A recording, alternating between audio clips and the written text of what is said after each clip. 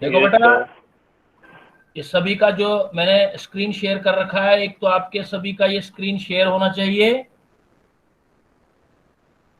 जो आपने पढ़ना है वो स्क्रीन शेयर होगा। आपके पास दो टैग करने के लिए पॉइंट होंगे, कुमार नागिया सर से, जिस पे करें, जिससे स्क्रीन शेयर हो रही है वो करना है आपको। और सेकंड, रेस्पॉन्स भी करना है आपने। जो आपको कोई अनक्लियर चीज लगे तो आपको रेस्पॉन्स करना है। हो सकता है कुछ स्टूडेंट का ये फर्स्ट अटेम्प्ट हो, तो फेमिलियर होने के लिए उसको रिस्पॉन्स करना पड़ेगा, जिससे पता लगे कि भाई वो चीज क्लियर है या नहीं क्लियर है। दूसरा क्या होगा कि हम लोग जो भी लेक्चर करेंगे आपने वो पढ़ना है, या नोट करना है यहाँ पर, फिर क्लास में रिस्पॉन्ड भी करना है। और उसके बाद उसकी जो प्रॉब्लम्स आएंगी उस प्रॉब्लम को आप, वो भी ऑनलाइन आपसे शेयर होंगी, जिसको हम बोलेंगे डीपीपी, डेली प्रॉब्लम प्रैक्टिस। वो ई काइट्स ऐप होगा, ई काइट्स। वो आप हेल्प भी ले सकते हैं, जो ऑफिस के नंबर जहां से आपका कांटेक्ट हो रहा है वहां से आप पूछ भी लेंगे, या जो मधु मैडम है अभी, आप जब क्लास ऑफ होगी तो उनसे भी आप डिस्कस कर सकते हैं। तो ई काइट्स पर आप अपना डीपीपी देखेंगे और उसको सोल्व करेंगे, जिससे क्या होगा कि नेक्स्ट क्लास में हम लोग उसका सॉल्यूशन करेंगे, जो नहीं आएगी प्रॉब्लम वो डिस्कस करेंगे। तो कंटिन्यूस हमारा ये काम रहेगा।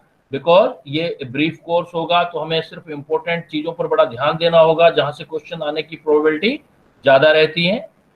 तो आज हम जो स्टार्ट करने जा रहे हैं, I am Surendra Nagiya, faculty in chemistry from Calvin institute. तो हम आज केमिस्ट्री में आपको पढ़ाऊंगा, तो हम केमिस्ट्री से स्टार्ट करेंगे। And today I am going to share the lesson mole concept. Mole concept calculation से हम स्टार्ट करेंगे, कैलकुलेशन रहेंगी। तो अभी हम धीरे धीरे स्टार्ट करेंगे, जैसे कि आप कुछ हैबिचुअल हो जाएं, क्योंकि इसी चैप्टर का बेस काफी सारा फिजिकल केमिस्ट्री का चैप्टर रहेगा हमारा।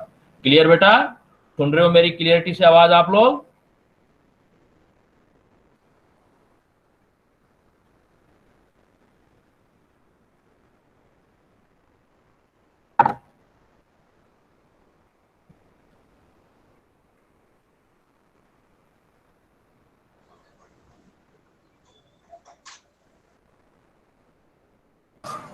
अपने आप को अनम्यूट करके सर की बात का रिस्पांस दो।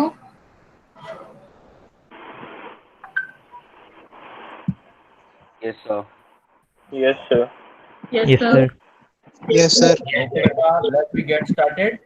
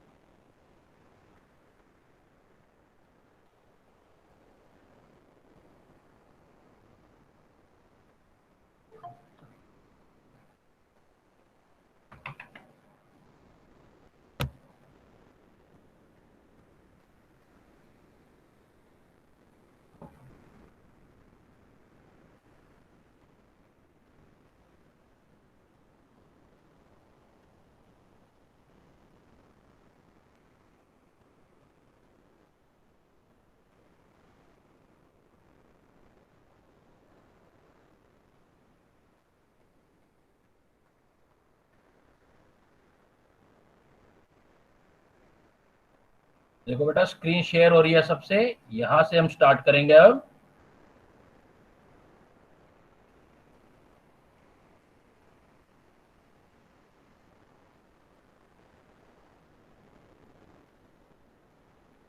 यहां हम स्टार्ट करने जा रहे हैं आज।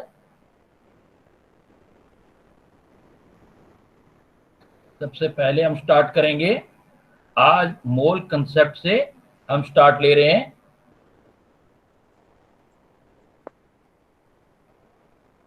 मोल कंसेप्ट में सबसे पहले हम पॉइंट बनाएंगे एटॉमिक वेट।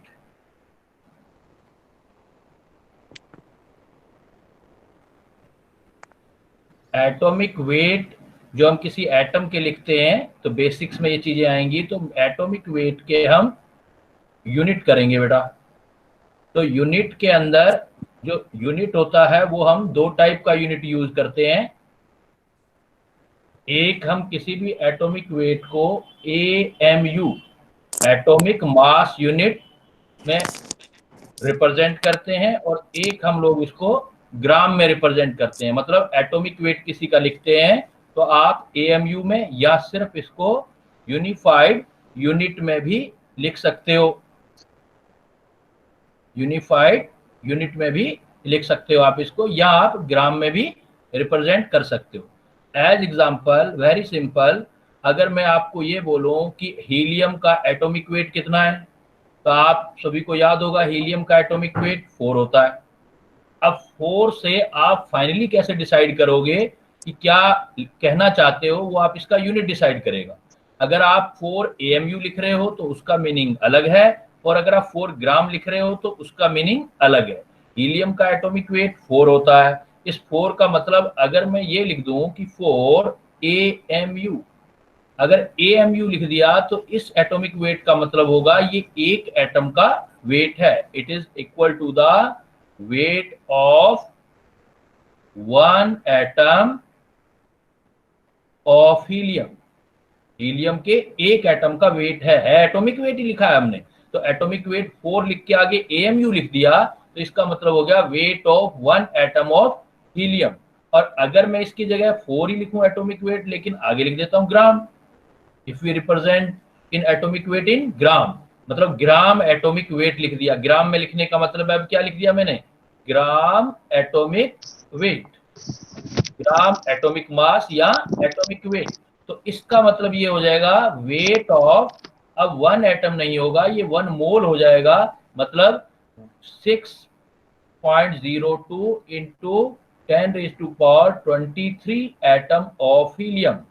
तो बात को समझना है कि अगर हम किसी का एटॉमिक वेट AMU में लिखते हैं तो इसका मतलब उसके एक एटम का वेट होता है AMU में, और अगर हम उसका वेट ग्राम में लिखते हैं तो ग्राम का मतलब एक एटम का वेट नहीं है, उसके 1 मोल एटम का वेट होता है जो भी स्पीसीज ली है। इसका मतलब दोनों ही जो है वो यूनिट है, यूनिट का डिफरेंस है, और दोनों में कंपैरिजन करोगे। ये प्रॉब्लम भी पूछा जाता है कई बार एग्जाम में, सीधा आएगा 1 AMU कितने के इक्वल होगा, तो आप बोलोगे 1/Na ग्राम के इक्वल होगा। 1 AMU is equal to 1/Na gram. Na एक नंबर है, जैसे डजन एक नंबर होता है, 12 एक नंबर होता है, ऐसे Na भी एक नंबर है जिसको आप एवोगैड्रो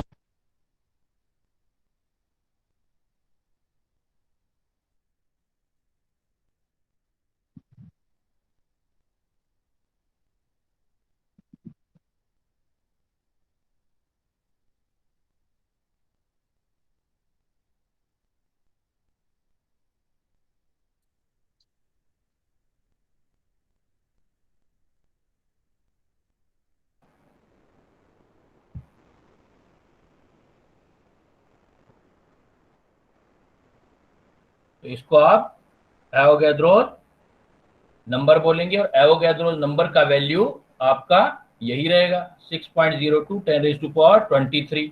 तो आपसे अगर कोई बेटा ये पूछ ले कि हीलियम के 1 एटम का वेट कितना है, ग्राम के अंदर कितना है, तो AMU को कन्वर्ट कर देना।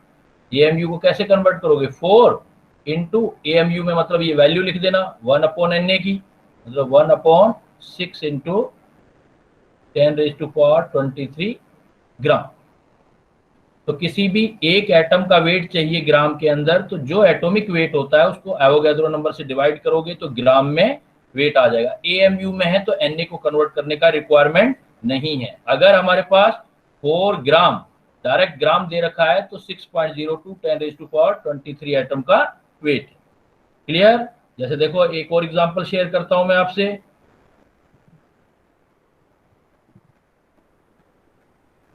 सपोज मैं आपसे एग्जांपल कहता हूं कार्बन। कार्बन का एटॉमिक वेट आप लिखते हो 12। अब इस बात का मतलब जो है यूनिट डिसाइड करेगा कि 12 लिखते हो तो उसका मीनिंग क्या है। अगर मैं लिख देता हूं 12 AMU, तो 12 AMU लिख तो मैंने दिया एटॉमिक वेट। एटॉमिक वेट जब AMU में रिप्रेजेंट करते हो तो एक एटम का वेट होता है, तो इसका मतलब हो जाएगा weight of 1 carbon atom. Wait of 1 carbon atom 12 AMU, या ग्राम में कन्वर्ट करना चाहते हो 12, 1 AMU is equal to 1 upon Avogadro number होता है 6.02 इंटू 10⁻23 ग्राम। तो अगर एक वेट ऑफ 1 कार्बन एटम है तो आप उसका एटॉमिक वेट AMU में भी लिख सकते हो या एटॉमिक वेट को एवोगैड्रो नंबर से डिवाइड भी कर सकते हो। बट इसी को मैं डायरेक्ट लिख देता एटॉमिक वेट को 12 ग्राम कार्बन का, तो इसका मतलब क्या होता, अब 12 ग्राम लिख दिया है तो वेट ऑफ 1 मोल कार्बन आ जाएगा। 1 mole carbon atom, 1 mole carbon atom मतलब 6.02 इंटू 10⁻23 कार्बन एटम का वेट है। तो किस जो बिल्कुल सिंपल चीज होती है एटॉमिक वेट, लेकिन कंपटीशन में थोड़ा कैलकुलेशन पूछा जाता है। तो एटॉमिक वेट किसी का भी AMU में लिखना है तो एक एटम का वेट हो जाएगा, और ग्राम में लिखना है तो 1 मोल एटम का वेट हो जाएगा। AMU को भी ग्राम में कन्वर्ट कर सकते हो। 1 AMU is equal to, as we have already seen, 1 AMU is equal to, आपने अभी देखा 1 AMU is equal to option आएगा 1 AMU is equal to 1 upon Na, gram जरूर यूज करना, 1 अपॉन Na नहीं आएगा। प्रॉब्लम जैसे पहले एक बार आया 1 AMU is equal to 1 upon Na लिखा हुआ था, तो नंबर नहीं करना, वेट में कन्वर्ट करना है। तो 1 AMU is equal to 1 upon Na gram. तो ये हो गया एटॉमिक वेट, यूनिट के अंदर आप रिप्रेजेंट करोगे। अब हम दूसरा पॉइंट लिखते हैं।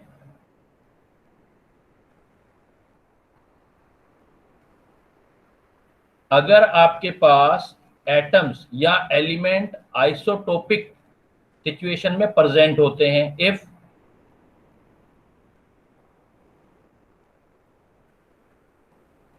elements are present in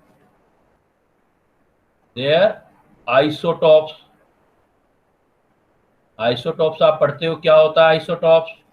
isotopes का मतलब होता है कि आपका जिनका atomic number same,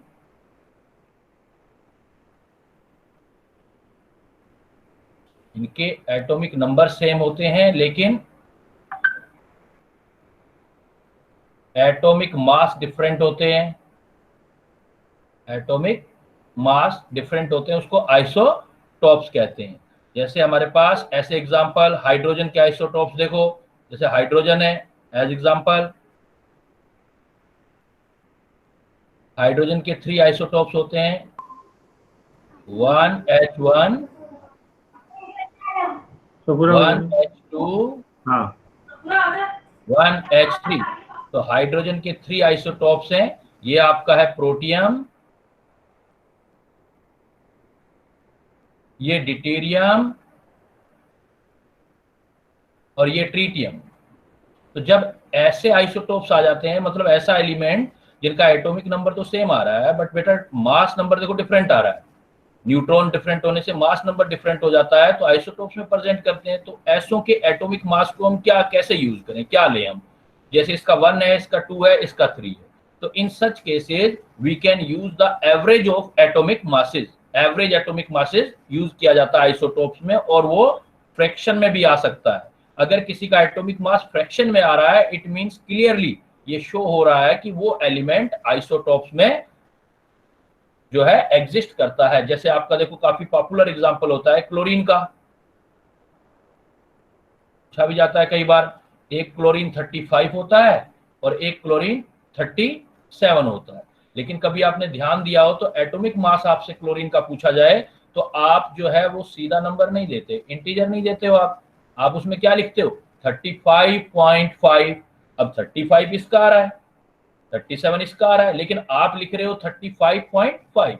it means fraction में पॉइंट्स में आ रहा है, इट मींस क्लोरीन जो एग्जिस्ट करता है वो आइसोटोप्स में करता है। तो is it clearly observe that कि क्लोरीन जो है नेचर में आइसोटोप्स में एग्जिस्ट करता है। एक क्लोरीन 35 होता है जो हमारी नेचर के अंदर 75% रहता है, और एक जो होता है हमारे पास क्लोरीन 37 है, 25% अबंडेंस में रहता है। अबंडेंस मतलब हमारी नेचर में कैसे प्रेजेंट होता है।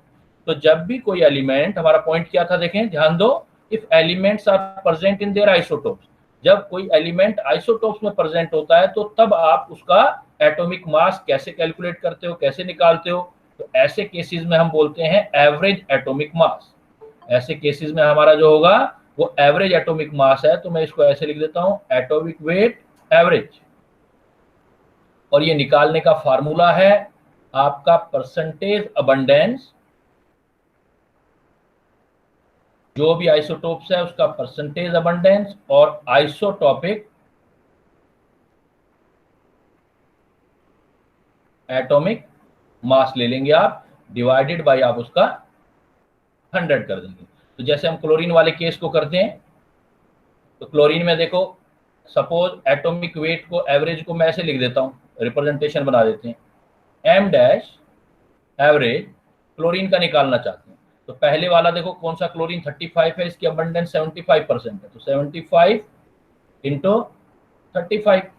फिर प्लस देखो दूसरे वाला, इसका परसेंटेज अबंडेंस 25 है और एटॉमिक मास 37 है, तो 25% इंटू 37 डिवाइडेड बाई 100। तो सोल्व करोगे तो आपका आंसर आ जाएगा 35.5। AMU लिख दो चाहे ग्राम लिख दो, वो यूनिट अपने आप क्लियरिटी कर देगा कि एक का एटम का ले रहे हो या एक मोल एटम का ले रहे हो।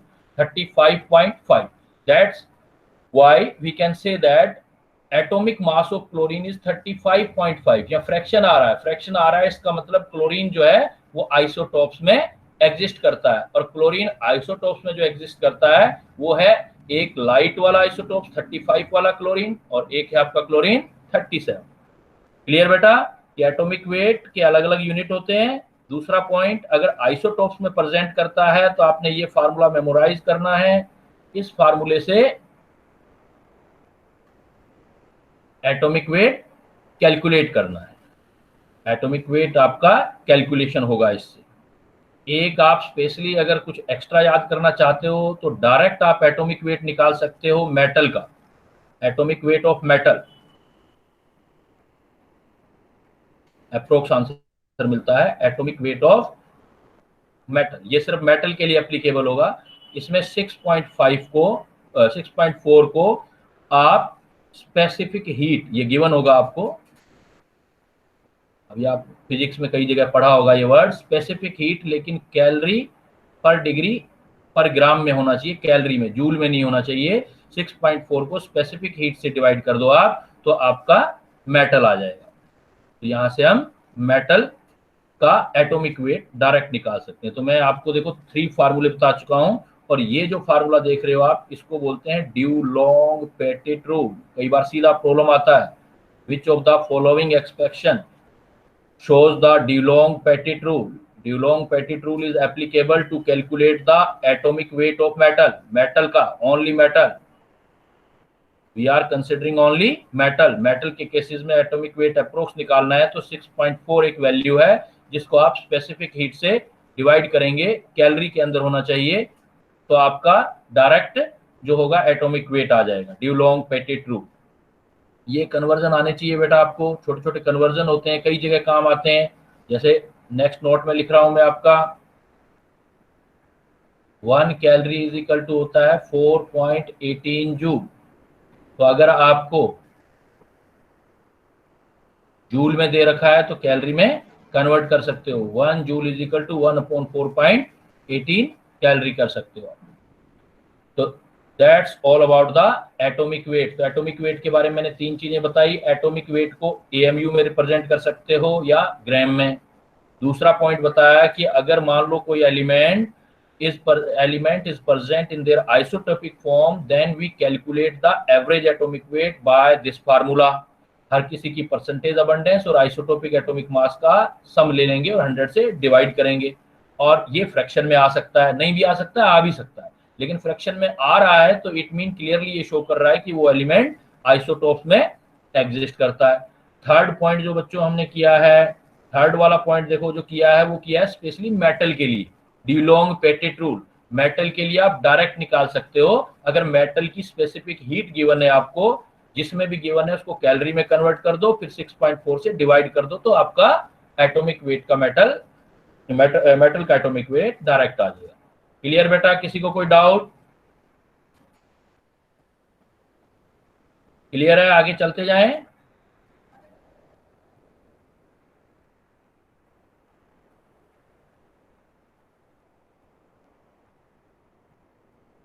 Yes sir. नेक्स्ट पॉइंट आता है बच्चों आपके लिए, इसको हम बोलते हैं मोलर मास, या कई बार वर्ड लिखा होता है मोलिक्यूलर मास या molecular weight. It should be keeped in mind, chemistry के अंदर मास या वेट में कोई डिफरेंस नहीं समझना आपने। फिजिक्स में मास और वेट में डिफरेंस होता है, लेकिन हमारे केमिस्ट्री में वेट लिखा हो तब भी वही कंसीडर करना है, मास लिखा हो तब भी वही कंसीडर करना है। तो सिमिलर वे में देखो, मोलर मास या मोलिकुलर मास, अगर मोलर मास है तो 1 मोल का मास होगा, इसको ग्राम में आप रिप्रेजेंट कर देना। मोलर मास है तो AMU में रिप्रेजेंट कर देना। मोलर मास मतलब 1 एटम का मास हो जाएगा, मोलर मास मतलब 1 मोल मोलिक्यूल का मास हो जाएगा। एज एग्जांपल, अगर मैं लिखता हूं CO2, सपोज H2O का मोलर मास निकालना है, तो देखो हाइड्रोजन का है 1, 2 हाइड्रोजन है 2 प्लस 16, तो आप 18 लेते हो ना। अब 18 क्या लेते हो ये डिपेंड करेगा। अगर आप लिखते हो 18 AMU, सिमिलरली पहले की तरह अगर 18 AMU लिख दिया मैंने, तो अब एक मोलिक्यूल का वेट आ गया, तो ये हो जाएगा weight of 1 molecule of H2O। Gram में चाहते हो तो 8 1 AMU is equal to 1 upon approximate 6 into 23 gram होता है। तो ये एक वाटर के एक मोलिक्यूल का ग्राम में वेट आ जाएगा, ये AMU में वेट आ जाएगा। अगर मैं यही H2O का मोलर मास लिखता हूं आपको 18 ग्राम, तो इसका मतलब क्या हुआ आपका, पिछली बार की तरह ग्राम हो गया तो मोल का आ जाएगा। तो हम लिखेंगे wait of 1 mole molecule, 1 mole molecule, 1 मोल मतलब 6 जो अभी लिखा था आपने, और 6 इंटू 10⁻23 मोलिक्यूल ऑफ वाटर। तो पहले की तरह ही आपने लेना है कि आप अगर मोलर मास या मोलिकुलर वेट भी लिखते हो तो AMU का मतलब 1 पार्टिकल का हो जाएगा मोलिक्यूल के, ग्राम का लिखते हो तो 1 मोल का हो जाएगा। यहां पर आपकी अब कंपटीशन के लिए देखो एक प्रॉब्लम आता है, ये बच्चों ये ध्यान देना। एक पॉइंट आता है यहां पर, calculation of,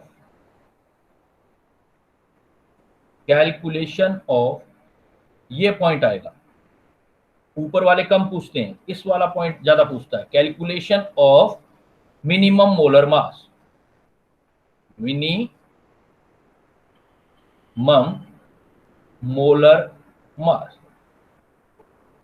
you are suppose to make difference between these 2 things.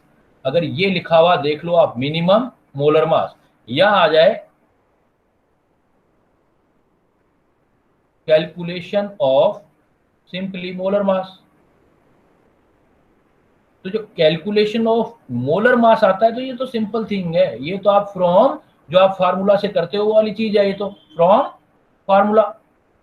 जैसे अभी मैंने आपको निकाल के दिखाया इसमें, जैसे H2O का मोलर मास, ये कैलकुलेशन, ये एग्जामिनर क्यों पूछेगा आपसे, ये चीज थोड़ी ना पूछेगा, इतनी इजी चीज थोड़ी ना पूछेगा आपसे।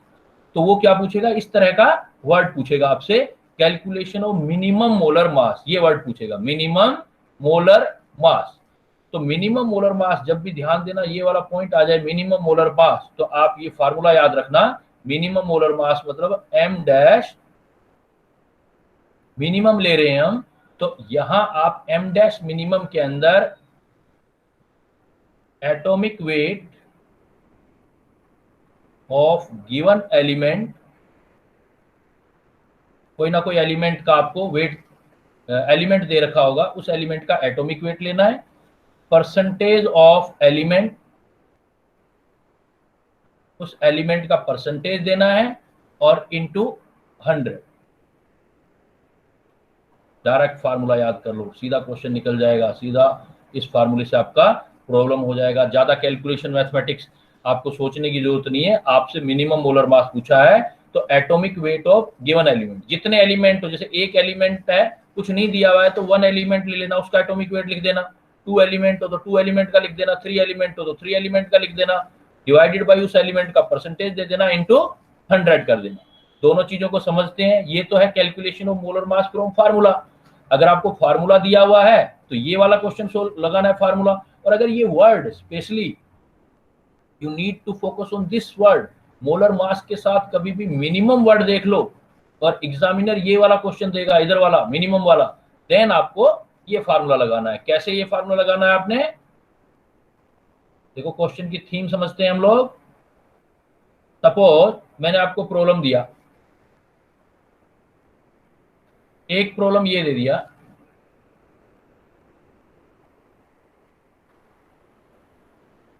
Calculate percentage mass of nitrogen in urea, calculate percentage mass of nitrogen in urea. अब ये देखो यहाँ मिनिमम मिनिमम कोई वर्ड नहीं आया है, सीधा आपको कह रहा है calculate percentage mass of nitrogen in urea. तो यूरिया का फार्मूला पता होना चाहिए, उसमें से नाइट्रोजन का मास कैलकुलेट करना है। तो what is the formula of urea बेटा, यूरिया का फार्मूला जानते हो ना, क्या होता है यूरिया का formula? NH2CONH2। Yes, very good, NH2CONH2। इसका मतलब इधर चले जाना है, इस तरीके से सोल्व करना है, NH2CONH2, इस टोटल का वेट निकाल लेना है, टोटल का मोलर मास निकाल लेना है। तो टोटल वेट क्या होगा, देखो नाइट्रोजन का 14, एक हाइड्रोजन का 1 होता है, 2 हाइड्रोजन हो गए तो 2, एक कार्बन का 12, ऑक्सीजन का 16, जितने भी होंगे, नाइट्रोजन का फिर 14 और हाइड्रोजन का फिर 2, तो टोटल निकालोगे तो ये सपोज m डैश निकाल लिया, टोटल किया तो ये 60 आ गया। अब 60 में से, इस फार्मूले में से नाइट्रोजन नाइट्रोजन काउंट करो, देखो कितना आया बेटा, नाइट्रोजन एक ये रहा 14, एक नाइट्रोजन ये है आपके पास, एक नाइट्रोजन ये है, तो उसका वेट कितना आ गया, नाइट्रोजन का फार्मूला में निकाल लोगे तो नाइट्रोजन का वेट देखो कितना आया, एक ये नाइट्रोजन है आपके पास और एक नाइट्रोजन ये है, तो दो नाइट्रोजन का मतलब ये 14 और ये 14, तो टोटल तो 28 हो गया। तो 28 हो गया तो कैसे कैलकुलेट करेंगे percentage of nitrogen? Percentage of nitrogen very simple, total है 60, 60 में से ये है 14 और 14 28, तो 28 बाई 60 इंटू 100, यहाँ हम सोल्व कर लेंगे जितना हमारे पास आ जाएगा। ये देखो कितना चला जाएगा, 6 4 जा 24, 40 है तो 7 अप्रोक्सीमेट 7 पर चले जाओ, 6 7 जा 42, कैलकुलेट कर लेंगे। तो एक पॉइंट तो ये आता है, ऐसा प्रॉब्लम भी आता है, ऐसा आता है तो ये बहुत इजी प्रॉब्लम हो जाएगा आपके लिए कि भाई कैलकुलेट परसेंटेज मास हो किसी एलिमेंट का, किसी कंपाउंड में पूछ लिया तो पूरे कंपाउंड का मोलर मास, मतलब फार्मूला बेस्ड क्वेश्चन आ गया, फार्मूले से निकालेंगे, जो फार्मूला होगा उससे मोलर मास निकाल के उसमें नाइट्रोजन कितना है वो कैलकुलेट कर लेंगे। बट अगर यही प्रॉब्लम देखो ऐसे आ जाए, इसमें ये वर्ड छिपाओ, मिनिमम वर्ड छिपाओ, जैसे ये, इस प्रॉब्लम में ऐसे लगेगा जैसे हमें तो फार्मूला तो दिया हुआ नहीं, हम क्वेश्चन कैसे निकालें, लेकिन ऊपर वाला यूज कर लेंगे आप, तो आपका ट्रिक काम आ जाएगा। ये जैसे मैं कह दूं आपको, N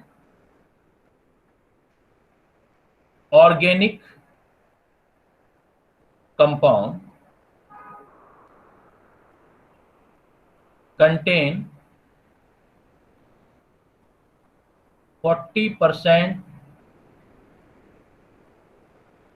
by mass of carbon 12, calculate minimum, अब देखो वर्ड दे दिया मैंने आपको, minimum molar mass of that compound. मैंने आपको प्रॉब्लम दे दिया, organic compound contain 40% by mass of carbon 12, calculate minimum molar mass of that compound. अब देखो बेटा, पहले क्या है, you need to differentiate of two types of problem. ये वाली प्रॉब्लम ऐसी होगी जिसमें उस कंपाउंड का फार्मूला पता होगा आपको, ऐसा क्वेश्चन देगा जिसका फार्मूला इजी होगा, जो आप सिलेबस में पढ़ते हो वो आएगा। लेकिन यहां देखो उसने तो बोल दिया ऑर्गेनिक कंपाउंड, एंजाइम कुछ भी हो सकता है, हमें पता ही नहीं है वो कंपाउंड कौन सा है, उसका फार्मूला भी हमें नहीं पता। तो ऐसे केसेस में हम मिनिमम मोलर मास कैलकुलेट करवाएगा हमसे। Then how can we calculate the minimum molar mass? Now we are suppose to use this type of formula, m dash minimum atomic weight of given element. देखो given element दिया होगा कहीं ना कहीं, ये दे रखा है कार्बन, गिवन एलिमेंट है कार्बन, कार्बन का एटॉमिक वेट रख देंगे। परसेंटेज ऑफ एलिमेंट ये भी गिवन होगा, ये देखो 40%, और आपको इंटू 100 करना होगा। मतलब आपके लिए बड़ा इजी काम हो जाएगा, सीधा आप ये फार्मूला यूज करें तो आप सीधा इसमें क्या मिनिमम मोलर मास निकालोगे, m dash minimum atomic weight of given element, carbon है तो कार्बन का atomic weight 12, percentage of element दे रखा है 40, इंटू 100 कर देना है, 30 am हुआ। इसका मिनिमम मोलर मास कितना हो सकता है इस कंपाउंड का, 30। तो इस टाइप के ट्रिकी प्रॉब्लम आपसे पूछे जा सकते हैं कि मोलर मास तो निकाले लेकिन मिनिमम मोलर मास आप कैसे कैलकुलेट करेंगे। देखो अब मैं इसी बेस पर आपको प्रॉब्लम दे रहा हूं,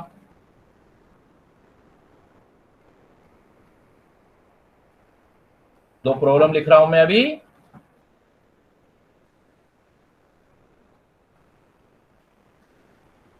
उसका सॉल्यूशन निकालना है आपने।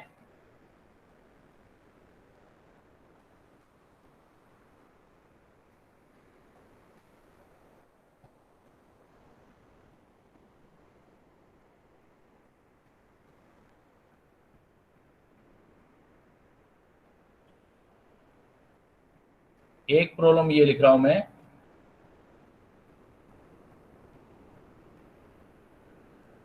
Calculate the percentage mass of cation in ammonium dichromate.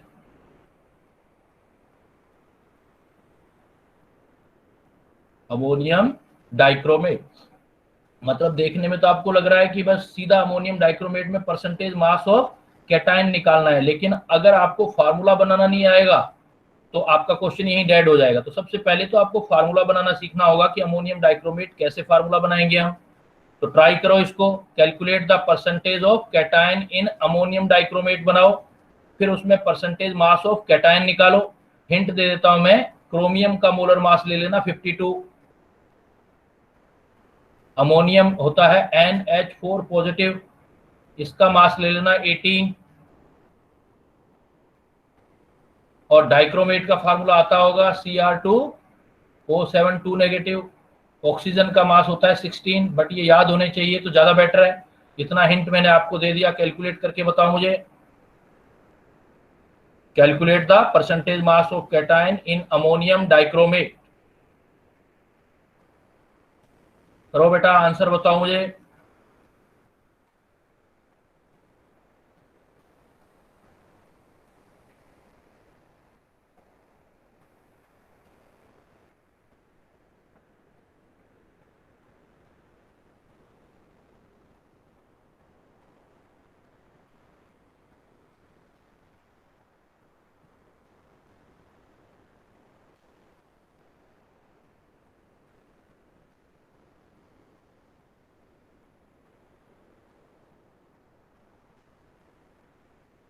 चलो मैं बताता हूँ, 13.6%। 13 पॉइंट आ रहा है, ठीक लग रहा है मुझे आंसर, क्योंकि 13 पॉइंट के आसपास आना चाहिए। गुड। क्या नाम है बेटा आपका? ये आंसर दिया बेटा, क्या नाम है आपका? शिवम। शिवम। 13.5। गुड। कैसे निकाला? बाकी स्टूडेंट देखो भाई, सिंपल है, मुश्किल नहीं है, सिर्फ आप अगर स्टेप्स अच्छी तरीके से करोगे तो प्रॉब्लम अपने आप सॉर्ट आउट हो जाएगा। सबसे पहले आपको अमोनियम डाइक्रोमेट का फार्मूला आना चाहिए, तो अमोनियम डाइक्रोमेट का फार्मूला बनाएंगे सबसे पहले हम। तो अमोनियम डाइक्रोमेट का फार्मूला कैसे बनाओगे, देखो अमोनियम हिंट दे ही दिया था मैंने, डाइक्रोमेट। कंपटीशन में इसी टाइप की प्रॉब्लम आती है, कोई ज्यादा मुश्किल नहीं आती, लेकिन बेस जरूरी है, बेस जिसको नहीं आएगा उसका क्वेश्चन बन नहीं पाएगा। अमोनियम, तो अमोनियम होता है NH4 पॉजिटिव। डाइक्रोमेट, डाइक्रोमेट होता है Cr2O7 2 नेगेटिव। अब इन दोनों से मिलकर अमोनियम डाइक्रोमेट बनाना है, तो ये वैलेंसी इधर चली जाएगी, 1 वैलेंसी इधर आ जाएगी, तो क्या फार्मूला बन गया आपका? NH4 twice Cr2O7. Good, NH4 Twice twice Cr2O7. Cr2O7। O7. अब इस टोटल का वेट निकाल लो आप, और अमोनियम का वेट निकालो। देखो अमोनियम कितना बताया है, अमोनियम है N, कैटायन तो अमोनियम ही है, NH4, नाइट्रोजन का 14 और 14 18, तो 18 इंटू 2, ये तो हो गया अमोनियम आपका, plus chromium 52 into 2 plus 16 into 7, ये सारा कैलकुलेशन बना लोगे, उसमें से ये कितना अमाउंट है ये परसेंटेज निकाल लोगे। सपोज ये टोटल आ गया M डैश, तो परसेंटेज कैसे आ जाएगा NH4 पॉजिटिव का अमोनियम का? अमोनियम 2 है आपके पास, NH4 twice 18 into 2 36 divided by ये टोटल M डैश, अब कैलकुलेट कर लेना ये, इंटू 100, तो ये आपका जो परसेंटेज है अप्रोक्सीमेट 14 या 13.5 के आसपास आ जाएगा। तो एक तो प्रॉब्लम ये आ गया, calculate the mass, percentage mass of cation in ammonium dichromate, तो पूरे का फार्मूला बना लिया, उसमें जिस चीज का पूछ रहा है उसके बारे में बता दिया। बट इसी की तरह मैंने एक प्रॉब्लम ये लिख दिया, an organic enzyme contain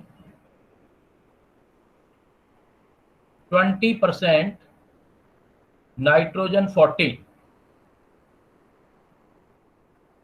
Calculate minimum molar mass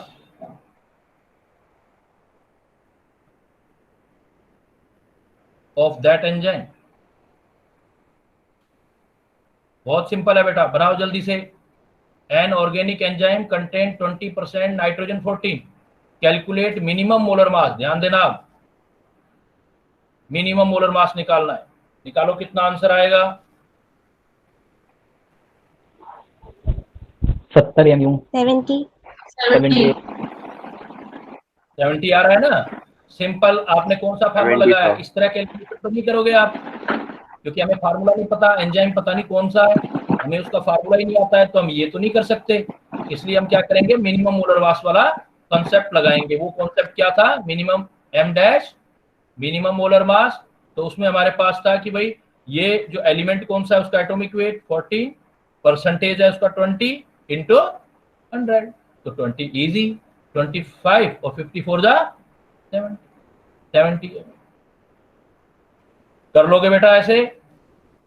यहां पर एक चीज, जैसे वहां मेटल का एटॉमिक वेट निकाला था, ऐसे यहां पर स्पेशली गैसेज या मोलेटाइल कंपाउंड के लिए, gases for only for gases और वोलेटाइल कंपाउंड, उसके लिए एक फार्मूला यूज कर सकते हो। उसका मोलर मास निकालना है तो उसकी जो वेपर की डेंसिटी होगी उसका डबल होता है। तो ऐसे केसेस में molar mass is equal to twice into vapour density.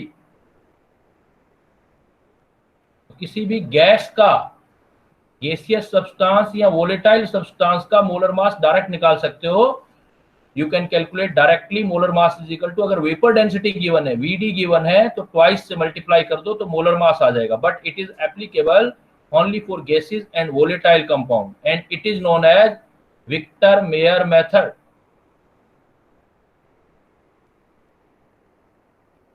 Victor Meyer method, जैसे आपने एटॉमिक वेट में देखा था ना, ड्यूलोंग पेटिट रूल, मेटल के लिए एटॉमिक वेट निकालना है तो ड्यूलोंग पेटिट रूल था। ऐसे ही गैसेस या वोलेटाइल कंपाउंड, फॉर गैसेस और volatile compound you can calculate the molar mass directly by Victor Meyer method. M dash is equal to 2 into vapour density.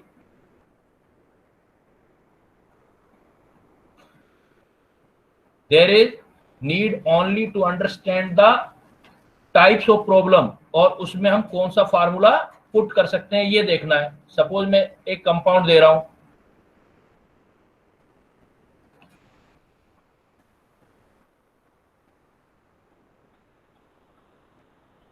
Suppose vapour density of कोई metal है COX, ये compound है, gaseous volatile compound,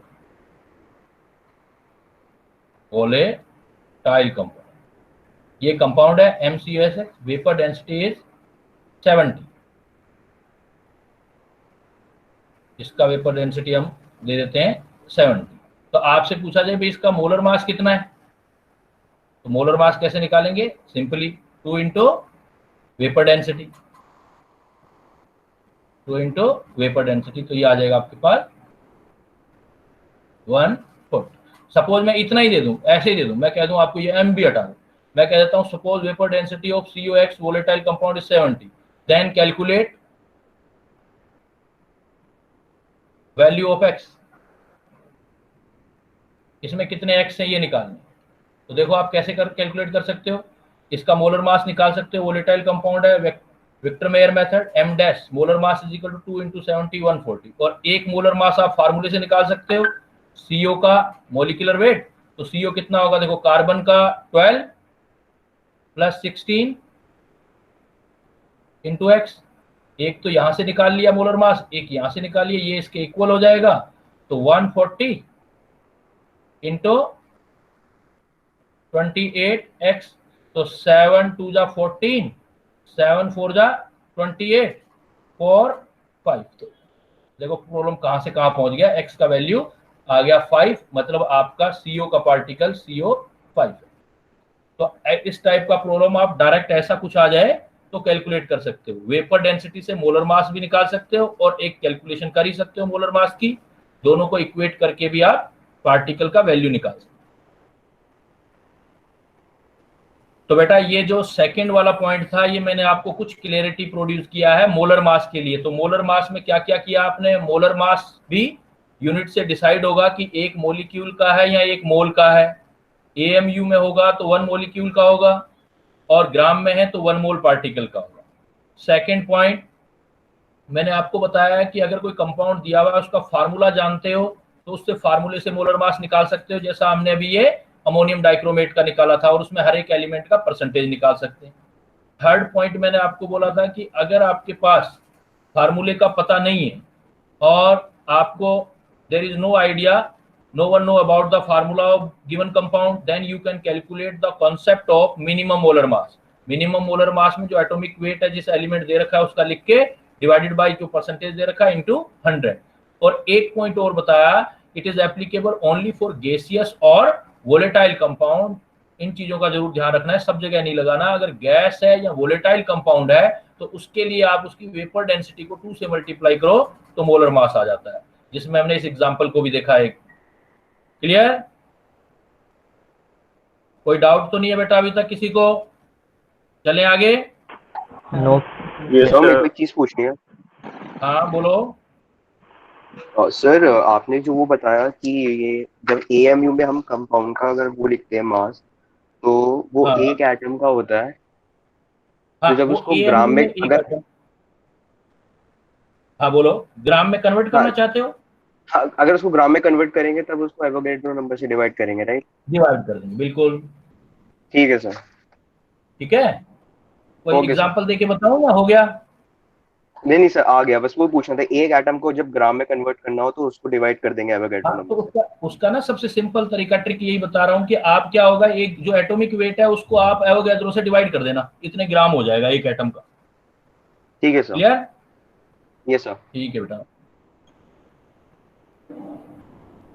next चलो बेटा, अब हमें क्या है, किसी भी चीज के मोल कैलकुलेशन कैसे करनी है वो सीखते हैं। किसी चीज का मोल कैलकुलेशन,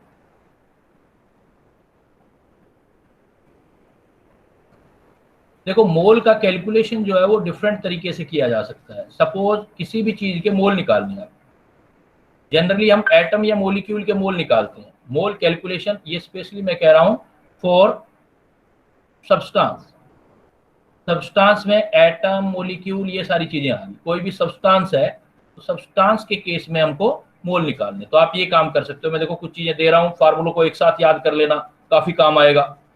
आप नंबर से निकाल सकते हो। गिवन नंबर, जो भी स्पीसीज है उसके नंबर कितने हैं, डिवाइडेड बाय एवोगैड्रो नंबर, वही वैल्यू जो अभी पढ़ी थी।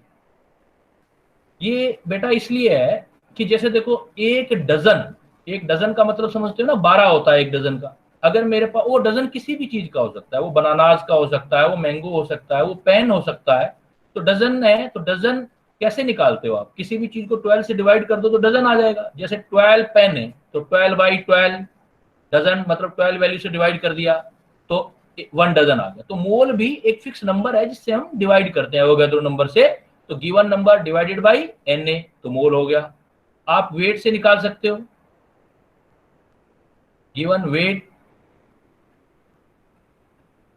सपोज ग्राम में लिया हुआ है, तो आप क्या करो, फार्मूला वेट मतलब एटॉमिक वेट या मोलिकुलर वेट से डिवाइड कर दो।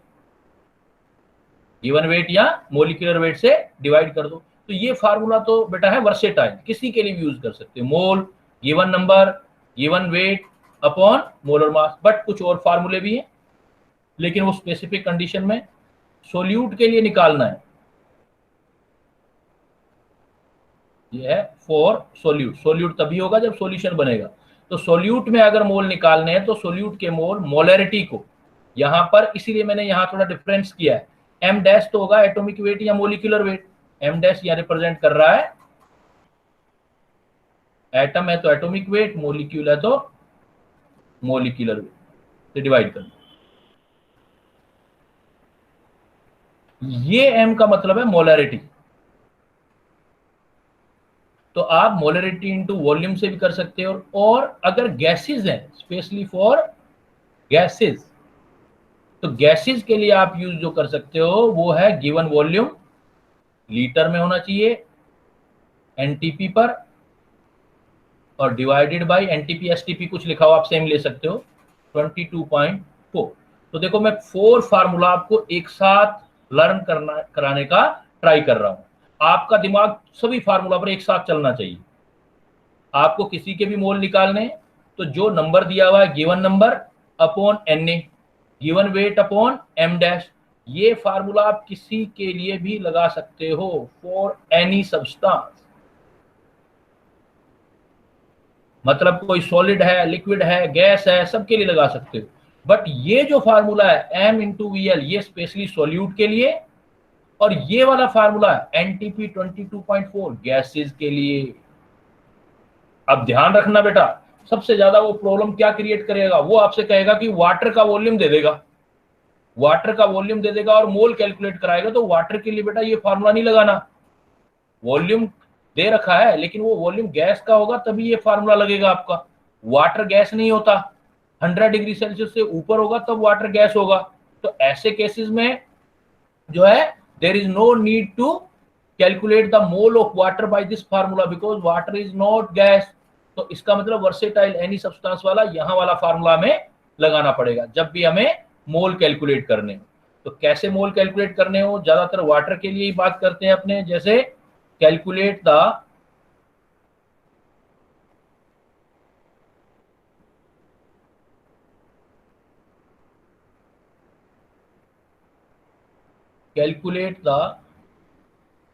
number of water molecule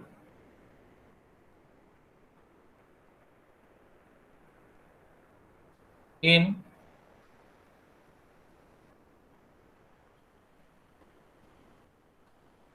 1 milliliter water.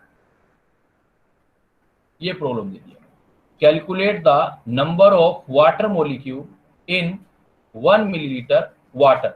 अब देखो आपको देखने में तो वाटर का मिलीलीटर मतलब वॉल्यूम दे रखा है, लेकिन वाटर जो है वाटर नॉट गैस, गैस नहीं है, इसलिए ये फार्मूला तो कभी मत लगाना। ज्यादातर यही गलती करते हैं बच्चे, वॉल्यूम और 22.4 वाला फार्मूला लगा देते हैं। There is no need to calculate the mole by this formula because water is not gas. तो फिर क्या करेंगे हम, तो ये तो दिमाग से निकाल ही देना। तो आप हमेशा इस तरीके से आना कि भाई mole is equal to given number upon Avogadro number होता है और given weight upon molar mass होता है। तो यहीं से हम कैलकुलेट कर सकते हैं। तो गिवन नंबर सपोज एन है, N upon N A mole हो गया, is equal to given weight हो गया डब्ल्यू अपॉन हो गया फार्मूला वेट। अब आपको number of water molecule calculate करना है, एन निकालना है, N upon N A water weight आ गया। अब वेट अलग से कैलकुलेट कर लो। देखो वेट जो फार्मूला होता है density is equal to weight upon volume होता है, और डेंसिटी वाटर की 1 होती है, तो डायरेक्ट आप वेट की जगह वॉल्यूम फिट कर सकते हो। आप डेंसिटी 1 ग्राम पर एमएल होता है, और कोई लिक्विड होता तो डेंसिटी इनटू वॉल्यूम से मल्टीप्लाई करके वेट रख देते। तो आप इस वाटर के लिए आप ये चीज यूज कर सकते हो। इसका मतलब N upon N A, weight की जगह डेंसिटी 1 है, वेट अपॉन वॉल्यूम वी लिख लेंगे मिलीलीटर में, क्योंकि डेंसिटी होता है 1 ग्राम पर एमएल, तो वॉल्यूम मिलीलीटर में आ जाएगा। और वही आपका वी मिलीलीटर जो है वेट की जगह पे आ जाएगा, ग्राम की जगह अपने आप आ जाएगा, और मोलर मास। तो सारी चीजें आपके पास अवेलेबल होगी। एन निकालना है, वी दे रखा है आपको 1 मिलीलीटर, मोलर मास वाटर का 18 होता है इंटू एन ए। एन ए भी चाहते हो तो एवोगैड्रो नंबर से कर दो उसको, 1/6 इंटू 10⁴, तो पार्टिकल निकल आएगा। तो calculate the number of water molecule in 1 millilitre H2O। तो 1 मिलीलीटर H2O में आपको ऐसे कैलकुलेट करना है। तो वाटर में आपको ध्यान रखना है।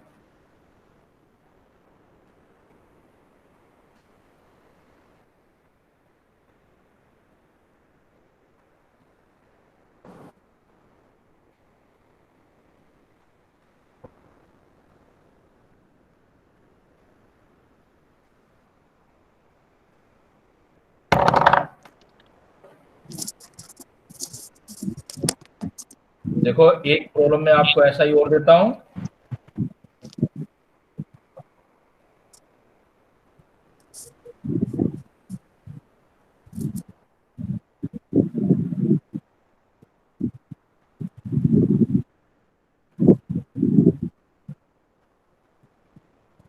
एक प्रॉब्लम और लिखते हैं अपने।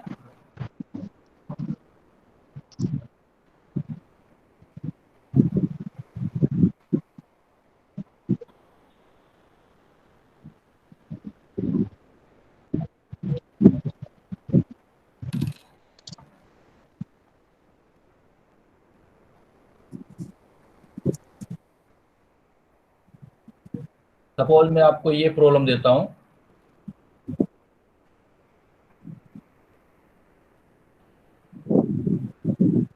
5 milliliter of water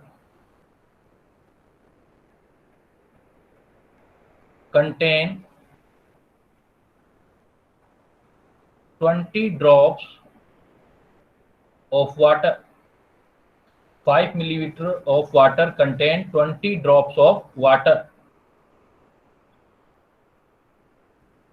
Calculate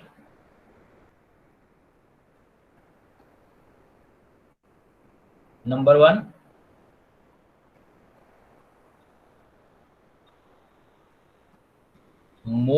total moles of water. Total moles of water. Number 2,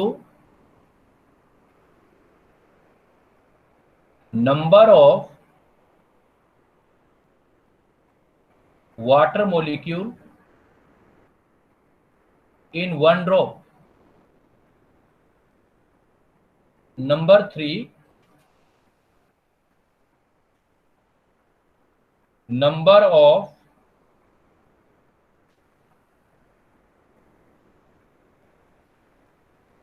protons in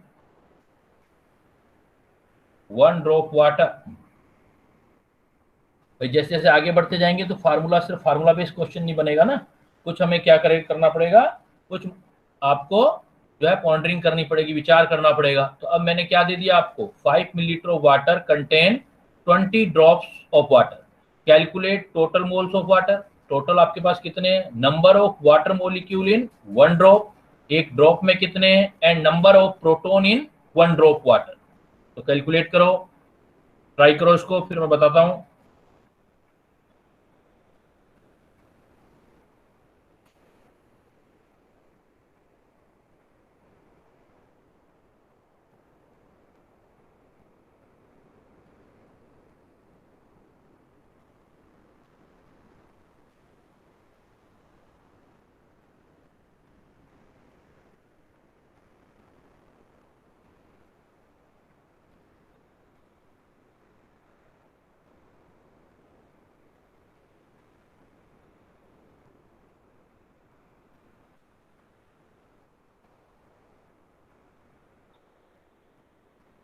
देखो फर्स्ट पार्ट बता रहा हूं, टोटल मोल्स ऑफ वाटर। तो टोटल वॉल्यूम दे रखा है वाटर का, तो आप डायरेक्ट फार्मूला निकालो, नंबर ऑफ मोल। आपके पास फार्मूला है given weight upon molar mass, और वाटर के केस में भी मैंने बताया सीधा वॉल्यूम यूज कर सकते हो मिलीलीटर में, अपॉन एम डैश, क्योंकि डेंसिटी 1 होता है तो वेट वॉल्यूम के इक्वल। तो आपके पास है टोटल 5 मिलीलीटर, मोलर मास आ गया 18, तो इतने मोल आ गए, 5/18 मोल आ गया। फिर आपका सेकंड नंबर प्रॉब्लम दिया मैंने आपको, सेकंड था number of water molecule in 1 drop. तो 50 ड्रॉप पहले तो निकालो, 20 drop is equal to 5 ml।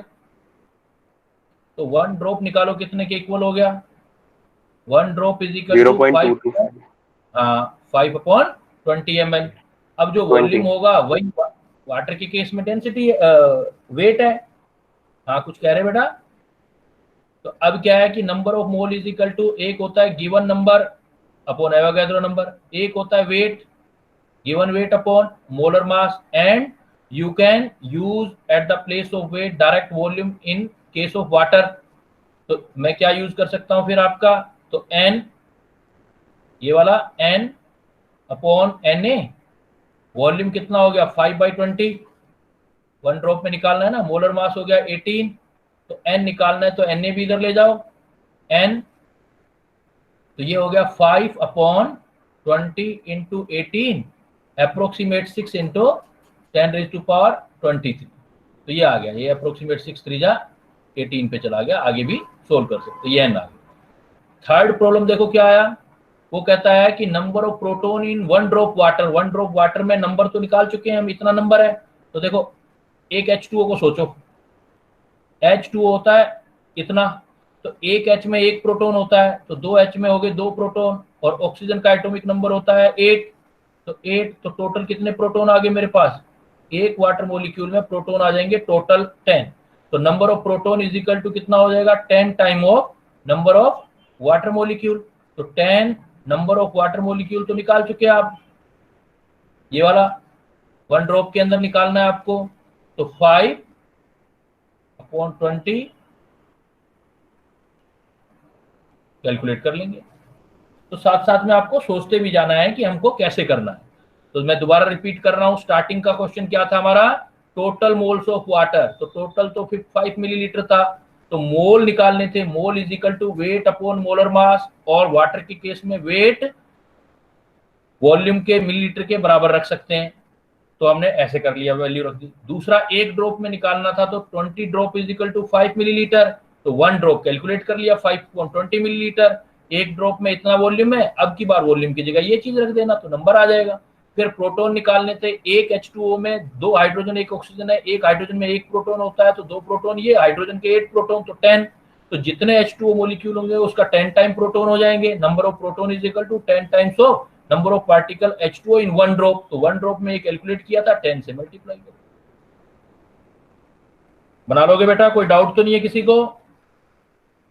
और क्वेश्चन का लेवल भी ऐसे ही आप इंक्रीज करते जाए। हाँ बेटा कुछ पूछ रहे हो? सर लास्ट वाला पॉइंट एक बार ही। हाँ लास्ट वाला रिपीट कर देता हूं मैं। प्रोटोन निकालने हैं आपको, देखो अगर मुझे प्रोटोन निकालने हैं तो एक H2O मॉलिक्यूल में अगर आप देखेंगे तो एक H2O मॉलिक्यूल के अंदर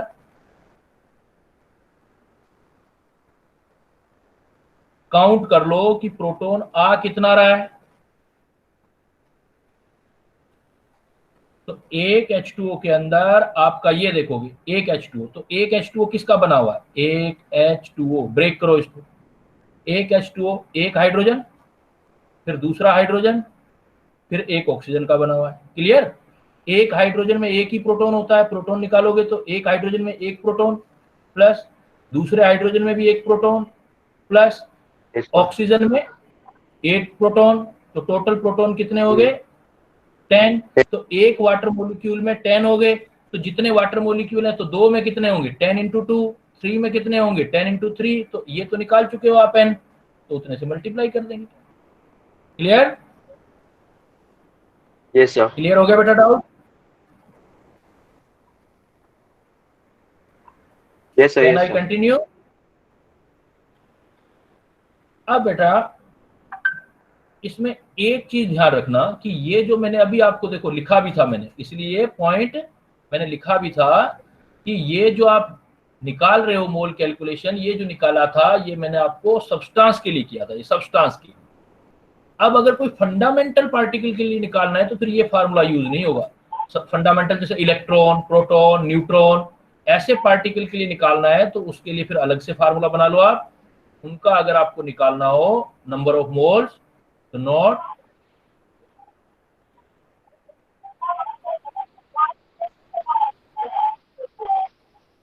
मोल्स ऑफ, जैसे इलेक्ट्रॉन निकाल दो तो given weight divided by Avogadro number into weight of one electron.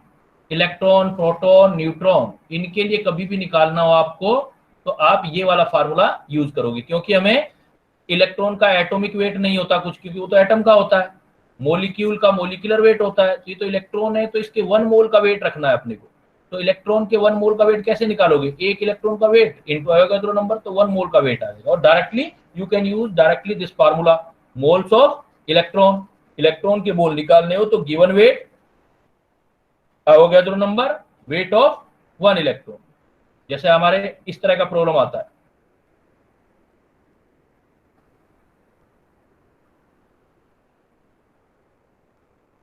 calculate the number of mole of electron in its 1 kg weight। 1 kilo electron दे दिया आपको, उसमें इलेक्ट्रॉन के मोल निकालने हैं, तो अब आप डायरेक्ट ये फार्मूला याद यूज करो, number of mole of electron, N electron, given weight दे रखा है 1 kg, 1 kg, Avogadro number 6 into 10⁻23, weight of 1 electron आना चाहिए। क्या होता है बेटा मास ऑफ या weight of electron? 9.1 into 10⁻31 kg। ये kg है तो ये भी kg में रख दो, ये मोल आ जाएगा। तो it should be keep in mind कि बाकी सब केसेस के अंदर ऊपर वाला यूज करना है, लेकिन आपको अगर इलेक्ट्रॉन के मोल निकालने हैं तो या इलेक्ट्रॉन या प्रोटॉन है तो या वेट ऑफ 1 प्रोटॉन रख देना, न्यूट्रॉन है तो वेट ऑफ 1 न्यूट्रॉन रख देना। बाकी एटॉमिक जो चैप्टर होगा एटॉमिक मास, उसमें डिटेल और करेंगे। तो मोल ऑफ इलेक्ट्रॉन आए तो आपको ऐसे कैलकुलेट करना। क्लियर बेटा? चलो अब हमने ये सीख लिया कि मोल का कैलकुलेशन हम कैसे करते हैं। नाउ जो है we need to calculate the concentration term, कि भाई मोलरिटी कैसे निकालनी है, नॉर्मेलिटी कैसे निकालनी है। इसमें क्या है कि अभी जनरली मैं क्या है कि पूरे डेरिवेशन नहीं दूंगा आपको, बिकॉज क्रैश कोर्स के अकॉर्डिंग अपने को अभी वो चीज चाहिए जहां से हम डायरेक्ट क्वेश्चन शॉर्ट आउट कर पाएंगे। तो मैं ऐसे कुछ इंपॉर्टेंट आपको अभी रिलेशन बताता हूं जो एग्जाम में पूछे जाते हैं डायरेक्टली, और प्रॉब्लम कैसे आते हैं। देखो अब मैं दे रहा हूं आपको कॉन्सेंट्रेशन टर्म का आइडिया। कॉन्सेंट्रेशन टर्म मतलब कोई भी कॉन्सेंट्रेशन जो आप निकालना चाहते हो। जैसे सपोज हमने लेना है मोलरिटी, किसी सॉल्यूशन का मोलरिटी, वेरी सिंपल। जो आपके नंबर ऑफ मोल सोल्यूट के हैं उसको वॉल्यूम के सॉल्यूशन, जो सॉल्यूशन है उसके वॉल्यूम को लीटर में यूज कर लो तो मोलरिटी आ जाएगा। सबने पढ़ा होगा मोलरिटी का फार्मूला है, molarity is equal to number of mole of solute और वॉल्यूम। इस फार्मूले से बाकी सारे फार्मूले हमारे बन जाएंगे। दूसरा आता है हमारा मोलैलिटी। मोलैलिटी को भी हम m से लिख रहे हैं। मोलैलिटी, मोलैलिटी भी number of mole of solute divided bye हो जाएगा weight of solvent, KG. KG. Wait of solvent KG पढ़ा होगा आप सब लोगों ने। मेन हम अभी फोकस करना है अपने को, जहां आगे प्रॉब्लम आएगा। फिर एक होता है आपके पास मोल फ्रैक्शन, इसको स्मॉल m से लिखते हैं। मोल फ्रैक्शन, मोल फ्रैक्शन को आप लिखते हो i से या x से। तो मोल फ्रैक्शन किसी भी एक के मोल इंडिविजुअल के डिवाइडेड बाय जितने भी मोल हैं टोटल कर देते हैं। बहुत इजी है, मैथमेटिकल बात है भाई। मोल परसेंट होता है तो number of mole, total number of mole into 100 करते हैं। मोल फ्रैक्शन एक में देखा जाता है तो 1 लिख देते हैं, but there is no need to write the 1, so we can use NI/NT। तो ये तो हो गया हमारे पास डायरेक्ट फार्मूले। इसमें हमारे पास इनके यूनिट पूछे जाते हैं। अगर हम इनका यूनिट की बात करते हैं,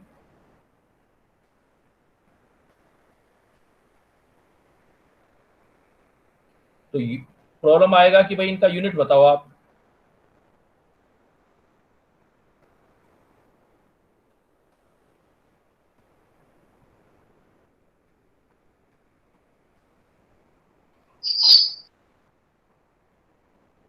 यूनिट आप फार्मूले से निकाल भी सकते हो,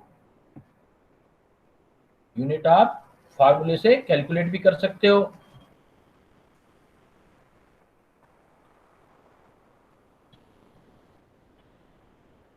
तो यूनिट देखो, आप इन सब के यूनिट पूछेगा आपसे, यूनिट बोलते भी जा सकते हो साथ में। देखो ये मोल है, ये वॉल्यूम है, तो मोल पर लीटर, ये तो जनरल यूनिट हो गया। SI पूछे तो ये मत देना बेटा, SI पूछे तो मोल पर मीटर क्यूब देना। SI मोल पर लीटर या मोल पर मीटर क्यूब। मोलैलिटी का पूछेगा तो मोल पर केजी, और मोल फ्रैक्शन का नो यूनिट, क्योंकि ऊपर भी मोल है और नीचे भी मोल है। क्लियर। दूसरी बात ये पूछेगा जिसमें ऊपर मोल और नीचे मोल दोनों वेट आ जाते हैं, वो टेम्परेचर इंडिपेंडेंट होते हैं। तो मोलैलिटी और mole fraction temperature independent concentration term होगा। इसका मतलब ये जो है आपका टेम्परेचर पर डिपेंड नहीं करेंगे। अब इसके बाद में आपको जो बताने जा रहा हूं कुछ इंपॉर्टेंट फार्मूलेशन, ये इनके आपस के रिलेशन, ये ज्यादा इंपॉर्टेंट है। इससे बड़ी बड़ी प्रॉब्लम आपकी डायरेक्ट न्यूमेरिकल जो है सोल्व होगा। एक तो आपको ये निकालना है molarity is equal to m, मतलब molarity percentage by weight into density into 10 divided by molecular weight. ये फार्मूला आपने तब याद करना है, तब यूज करना है जब आपको परसेंटेज बाय वेट और डेंसिटी दिया जाए। परसेंटेज बाय वेट और डेंसिटी दिया जाता है तो डायरेक्ट मोलैरिटी निकाल सकते हो इस फार्मूले से। Molarity is equal to percentage by weight density into 10 by molar mass. बहुत यूज होंगे, काफी इंपोर्टेंट फार्मूलेशन है, डायरेक्ट न्यूमेरिकल सोल्व होते हैं। दूसरा आपको दिया जाए कि यहाँ पर m डैश, ध्यान रखना m तो मोलैरिटी है, ये देखो m लिखा है मैंने, और m डैश अभी लिख रहे थे मोलिकुलर वेट है। दूसरा है कि molarity, molality, density, percentage by wait given नहीं हो, बाकी सब गिवन हो। मोलैरिटी, डेंसिटी, और इसकी बजाय क्या गिवन हो हमारे पास, इसकी जगह पे हमें जो दे रखा हो वो जो आपको इसकी जगह पे परसेंटेज बाय वेट की जगह पे आपको मोलैरिटी स्मॉल m दे रखा हो, तो ये फार्मूला यूज कर सकते हो। 1 अपॉन कैपिटल M, मतलब 1 upon molarity, 1 upon density, 1 upon molality, molar mass solute का डिवाइडेड बाय 1000। ये आप फार्मूला डायरेक्ट यूज कर सकते हो, ये फार्मूला आप डायरेक्ट यूज कर सकते हो। 1 अपॉन मोलैरिटी, 1 अपॉन डेंसिटी, यहां पर कई बार तो डेंसिटी लिखा होगा और कई बार ये वर्ड लिखा होगा, तो कोई प्रॉब्लम नहीं है। स्पेसिफिक ग्रेविटी, आपको स्पेसिफिक ग्रेविटी भी दे रखा है, तब भी डी लेके चलना है। ये मोलरिटी है, एम है, और स्मॉल एम मोलरिटी है, एम डैश एफ जो आपका मोलिकुलर वेट होगा सोल्यूट का, और 1000। और तीसरा फार्मूला देना है आपको, एम डैश मतलब molarity, mole fraction of solute, mole fraction of solvent, यहां 1000 ऊपर, और एम डैश, लेकिन ये एम डैश सोल्यूट का नहीं होगा, जो नीचे आता है वो सॉल्वेंट का होगा। तो ये 3 फार्मूले में बच्चों आपको एडवाइस कर रहा हूं, सजेस्ट कर रहा हूं, इन तीनों को बड़े अच्छे तरीके से कर लो। हो सकता है कि जो प्रॉब्लम आपका मोल कंसेप्ट में आ गया, अगर कंसंट्रेशन टर्म पर आया तो यही सोल्व हो जाएगा, इन तीनों से सोल्व हो जाएगा। बट इसको रिकॉग्नाइज करना, it is must, because more important thing is this कि we need to provide the that thing which are really important। तो आपकी really important में ये 3 चीजें आएंगी कि ये फार्मूले आपके पास डायरेक्ट क्लियर होने चाहिए। Molarity, percentage by weight, density दे रखा है तो ये, और बहुत सारी चीजें दे दी, मोलरिटी भी दे दी, मोलरिटी भी दे दी, डेंसिटी भी दे दी, तो ये वाला फार्मूला एक चीज अननोन है। और अगर मोलरिटी और मोल फ्रैक्शन दे दिया, हम इन तीनों को रिलेट कर रहे हैं फार्मूलों को, तो आपने ये चीज दे दी। कैसे, मैं कुछ आपको समराइज करता हूं।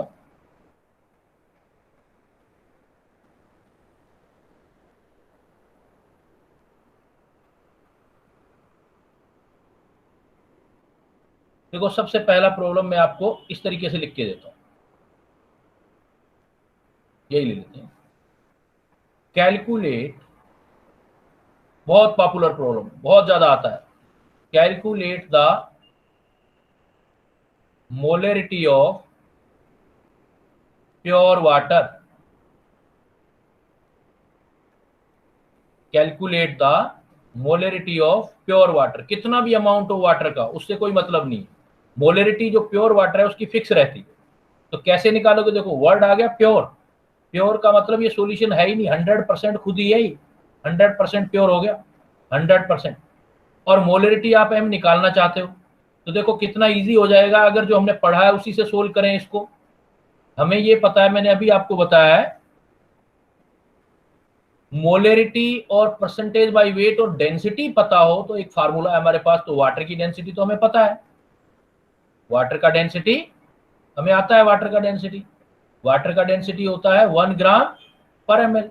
तो डेंसिटी भी आ गया, परसेंटेज बाय वेट भी आ गया, मोलरिटी भी आ गया। We know that this formula can be used, molarity is equal to percentage by weight into density into 10 divided by molar mass. तो क्या आ जाएगा मोलरिटी में, परसेंटेज बाय वेट, कोई भी प्योर लिक्विड आ जाए, नॉट ओनली वाटर, कोई भी pure substance आ जाए तो परसेंटेज उसका 100 हो गया। और कोई लिक्विड होता तो डेंसिटी और होती, लेकिन वाटर में डेंसिटी देगा नहीं, बिकॉज वो सोचता है कि इतना स्टूडेंट को आना चाहिए अभी तक। तो डेंसिटी कितना है, 1 इंटू 10, मोलर मास वाटर का 18, तो फिक्स है 55.5 मोलर। तो वाटर बेटा कहीं भी देख लो, बहुत पॉपुलर क्वेश्चन है, बड़ा मतलब फेवरेबल प्रोपिशियस क्वेश्चन है, वाटर के बारे में बात करता रहता है वो। तो कहीं भी प्योर वाटर का मोलरिटी आ जाए तो याद रख लेना 55.5। और निकालने का तरीका यही, molar mass percentage by weight into density into 10 molar. Even मैं ऐसे कह देता ना आपको कि भाई मैंने इतना 5 kg वाटर ले लिया, if you are instructed that you have 5 kg of water and you want to calculate the molarity of pure water, then molarity of pure water is the intensive property, it always remain 55.5 molar. तो कोई change मत देना, amount कोई depend नहीं करेगा, क्योंकि आप molarity निकाल रहे हो पर केजी पर, केजी कितना ही दे रखा है, लेकिन हमें तो 1 kg का निकालना है। तो प्योर वाटर जब भी आ जाए 55.5 मोलर। क्लियर? आप बनाओ एक problem.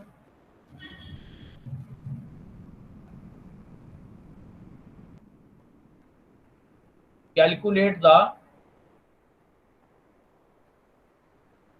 molarity of 49% by mass of H2SO4 aqueous solution। Density दे दिया 1.2 ग्राम पर ml। ये प्रॉब्लम सोल्व करना है आपको।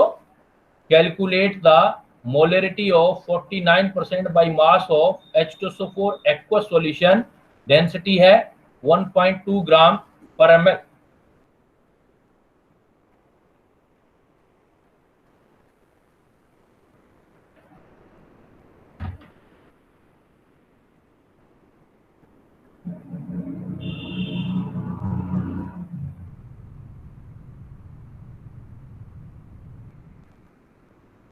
Calculate the molarity of 49% by mass of H2SO4 aqua solution, density दे रखी है 1.2 ग्राम पर ml।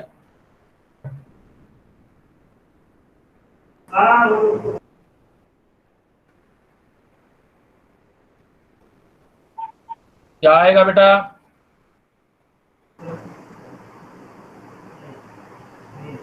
पहले तो ये सोचो, देखो फार्मूला कौन सा यूज करोगे? 6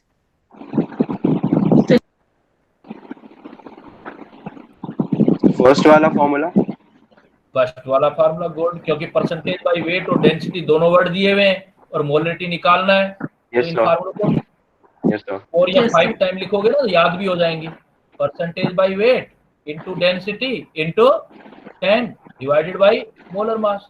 तो परसेंटेज बाय वेट गिवन था 49, डेंसिटी गिवन है 1.2 इनटू 10 डिवाइडेड बाय H2SO4 है, H2SO4 का 98 होता है। 98 6 आ रहा है। 6 आ रहा है। सही है, 6 ही आएगा, 6 मोल। 6 कर लोगे ऐसे प्रॉब्लम बेटा?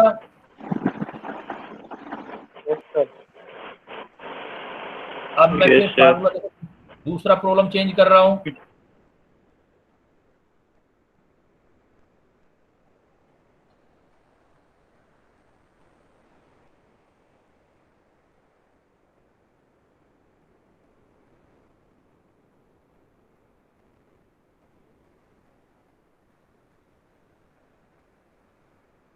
Calculate the molality of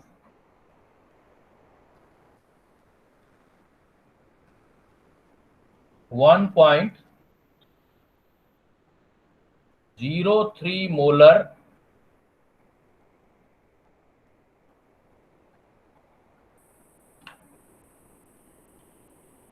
NaOH aqueous solution,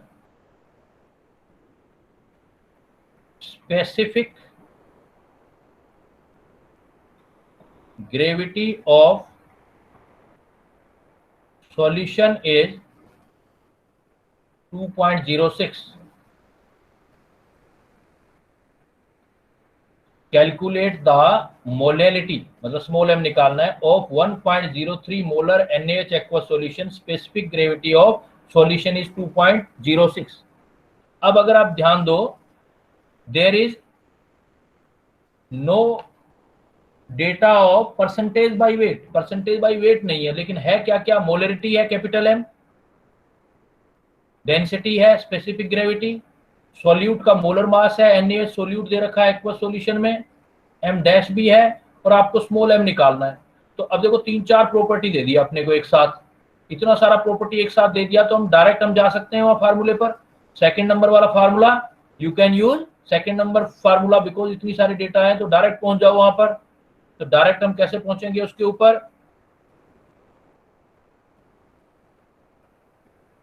direct formula ये किया था हमने, 1 upon capital M, 1 upon density,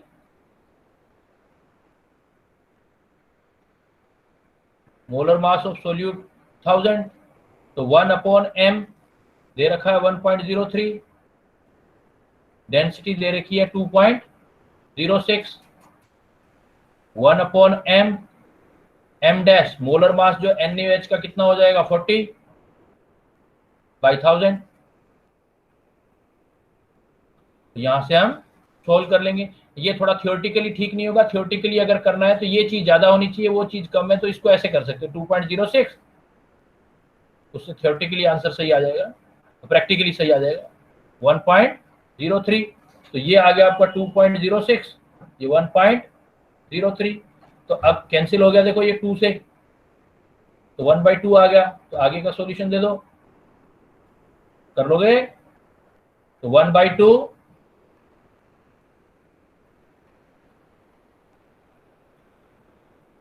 is equal to 1/m plus ये आ गया 40/1000 या 4/100। अब आगे कैलकुलेट कर लो जितना आता है, पहले 1/m वाला सोल्व कर लो।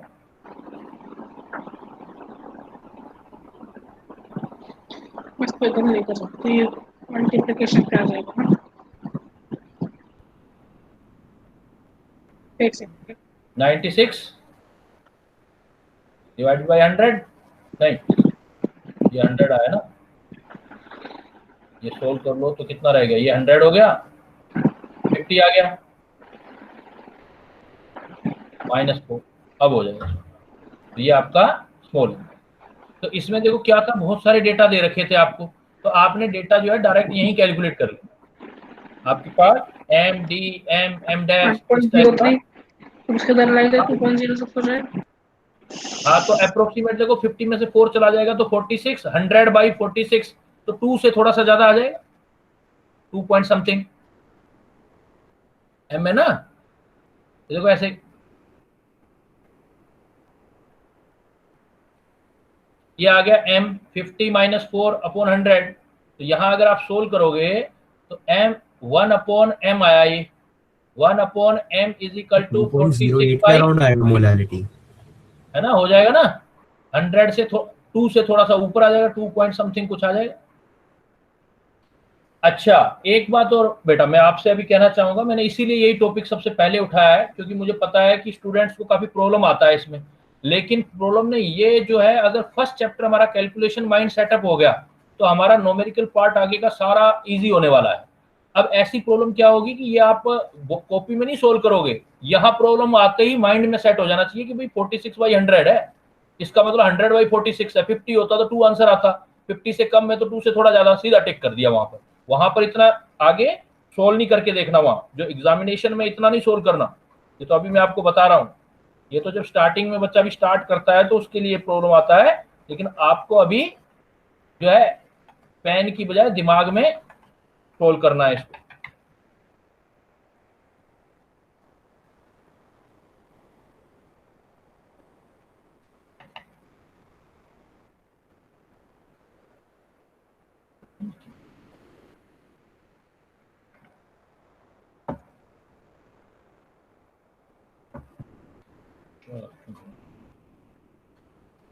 अब देखो आपके पास एक थर्ड फार्मूला और दिया था मैंने, जैसे थर्ड फार्मूला कैसे आएगा, कैलकुलेट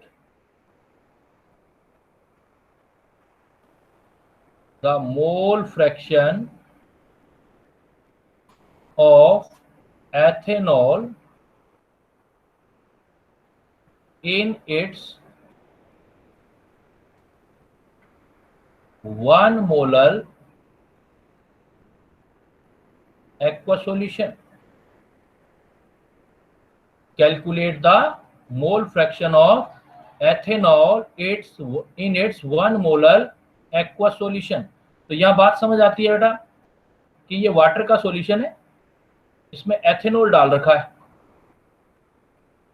तो एथेनॉल जो हो गया वो सोल्यूट हो गया, और सॉल्यूशन की मोलिटी मतलब m दे रखा है, और मोल फ्रैक्शन चाहिए हमें सोल्यूट का। तो इसका रिलेशन एक थर्ड फार्मूला बताया था, वो तो इन तीनों फार्मूलों को आपने बहुत अच्छे तरीके से मेमोराइज कर लेना है पहले, तो हो सकता है एग्जामिनेशन में सीधा आपका उसी से रिलेटेड प्रॉब्लम हो जाए। तो देखो अब मोलिटी और मोल फ्रैक्शन है, तो हमने क्या पढ़ा था, molality is equal to mole fraction of solute divided by mole fraction of solvent into, यहां हमने पढ़ा था 1000 और नीचे था मोलर मास लेकिन सॉल्वेंट का था।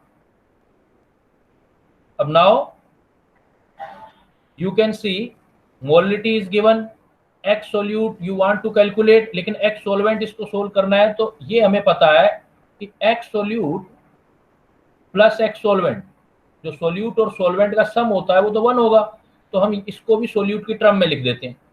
तो सोल्यूट की टर्म में लिखेंगे तो m x solute 1 minus x solute 1000 molar mass of solvent. तो नाउ सारी चीजें आपके पास हैं, सॉर्ट आउट करो, इसको सोल्व करना है। मोलिटी गिवन है 1 मोलर, 0.3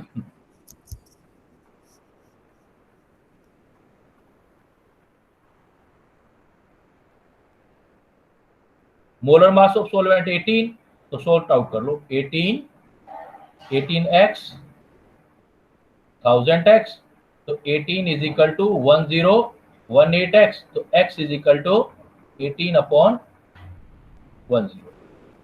यहां पर हम सोल्व कर सकते हैं। तो 3 फार्मूला है, वो आपको 3 फार्मूला बेस्ड कुछ प्रॉब्लम बनाना है, तो उससे आप सोल्व करेंगे।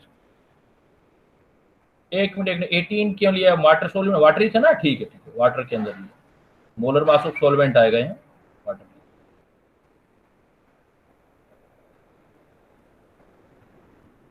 ये भी प्लस होगा, इधर जाएगा, ठीक है,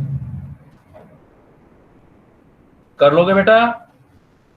तो मोल कंसेप्ट से कॉन्सेंट्रेशन टर्म हमको इस तरीके से निकालना होता है, और सम टाइम वो ऐसी प्रॉब्लम दे देता है आपको कि जो आपको फार्मूला बेस्ड में थोड़ा खुद भी सोचना पड़ता है उसमें।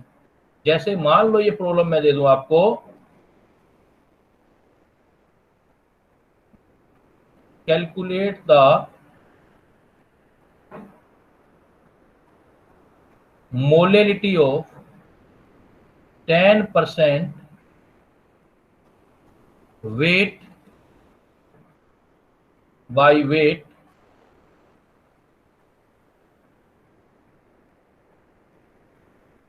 aqueous solution of NaOH if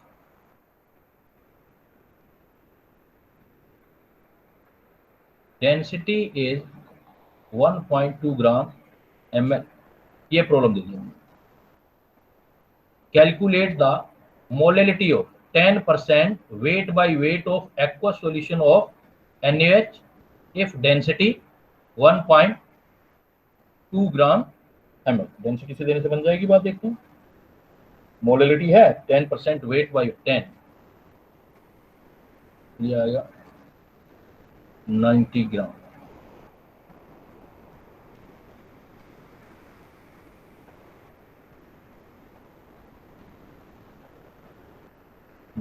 ग्राम हो गया। हमें क्या चाहिए? वेट चाहिए सॉल्यूशन का। मोलैलिटी ऑफ, ये और लिख दो, वॉल्यूम भी लिख दो। Calculate the molality of suppose 100 millilitre. Calculate the molality of 100 millilitre of 10% weight by weight of aqueous solution of NaOH if density is 1.2 gram पर ml।